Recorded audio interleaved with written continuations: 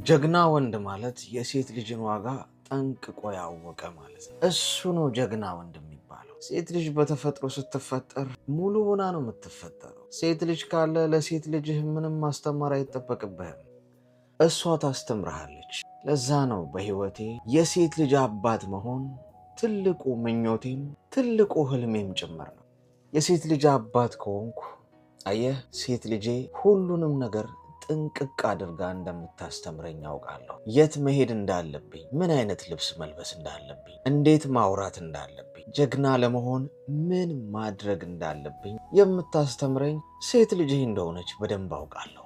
ምክንያቱም ሴት ልጅ በተፈጥሮ ምንም መማር ሳይጠበቅባት በተፈጥሮ የብዙ ጸጋ ባለቤት ሆና ነው የምትወለደው። የሴት ልጅ አባት መሆን ኩራት ነው። በጣም የሴት ልጅ አባት የሆናችሁ ወንዶች በጣም እድለኛ ናቸው። በዚህ ምድር ላይ ያለምንም ቅድመ ሁኔታ የነፍሷን ያህል የምትወድህ ሴት ልጅህ ብቻ ነች። በአባባል እንኳን ሴት ልጅ አባቷን ትወዳለች ሲባል ሰምተህ አታውቅም? እውነት ነው፣ በደንብ ከምታስበው በላይ።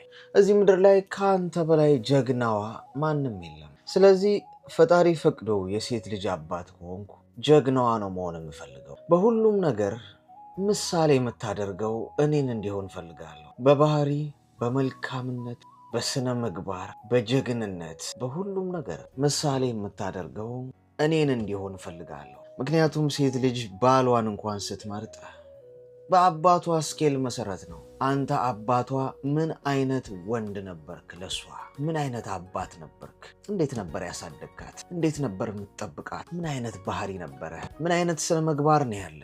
ለሴት ልጅ ያለህ ክብር እንዴት ያለ ነው? በዛ መሰረት ነው የነገ ባሏን የምትመርጠው። በአንተ ነው የምትለካው፣ በአንተ ነው የምትመዝነው። ስለዚህ ሴት ልጅ እንዲኖርህ ጸልይ።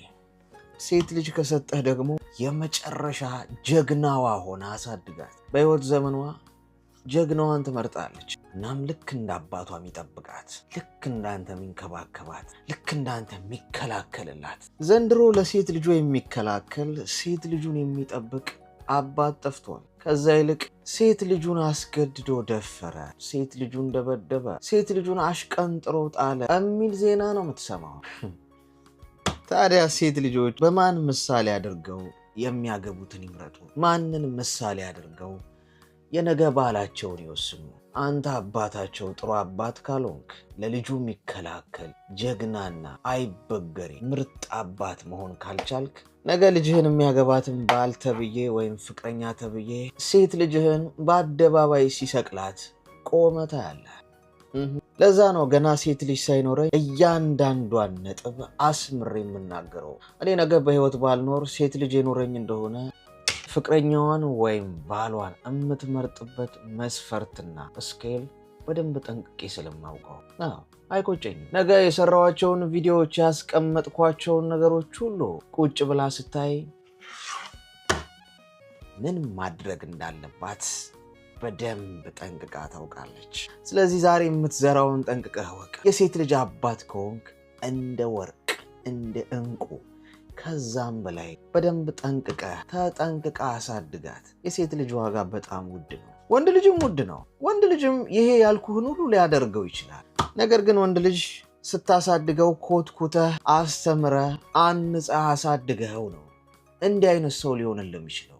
ሴት ልጅ ግን ሁሉንም ነገር እንዲሁ ስትወለድ ጀምሮ ይዛው የምትወለደው ጸጋዋ ነው። ጀግና የሆነ አባት፣ ጀግና የሆነ ባል፣ ጀግና የሆነ ፍቅረኛ የሴት ልጅን ዋጋ ጠንቅቆ ያወቀና የተረዳ ነው።